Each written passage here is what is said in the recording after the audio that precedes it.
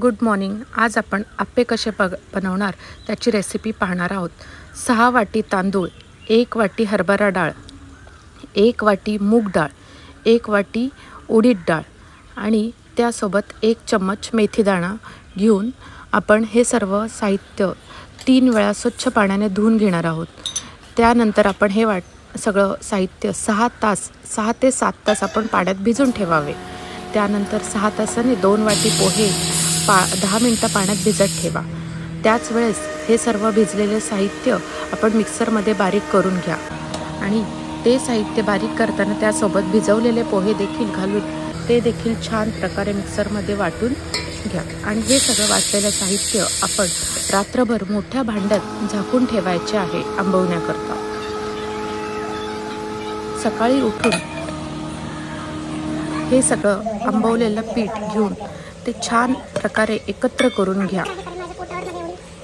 छान त्याला असं फसफसलेलं असतं ते पीठ, त्याच्यामुळे व्यवस्थित एकत्र करून घ्यायचं। त्यानंतर आपण चटणीची देखील तयारी करत आहोत। त्याकरता 1 वाटी खोबरं, 5 ते 6 किंवा 10 मिरच्या, थोडे फुटाणे, 4 लसूण पाकळ्या, आलं, चवीनुसार मीठ, 1 चम्मच साखर। ही साखर ही ऑप्शनल आहे, तुम्हाला पाहिजे तर तुम्ही घेऊ शकता। अर्धा चमचा लिंबू, परत त्यात थोडीशी पुदिन्याची पाने, अर्धा लिंबाचा रस घालून हे छान मिक्सरमध्ये वाटून घ्या।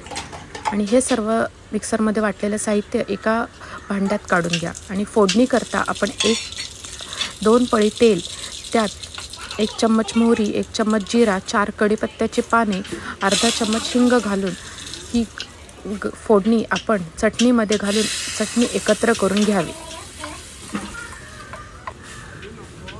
आता आप्पेच्या पिठात चवीनुसार मीठ घालून छान मिक्स करून घ्या।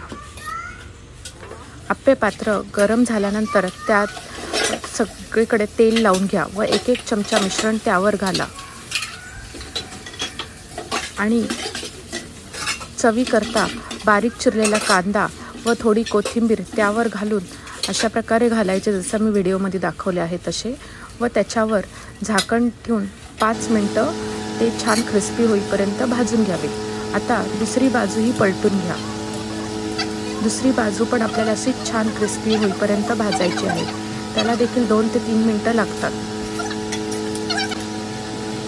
असे आप्पे दोन्ही बाजूनी छान भाजून झाल्यावर आप्पे काढून घ्या। अशा प्रकारे आपले आप्पे चटणी तयार।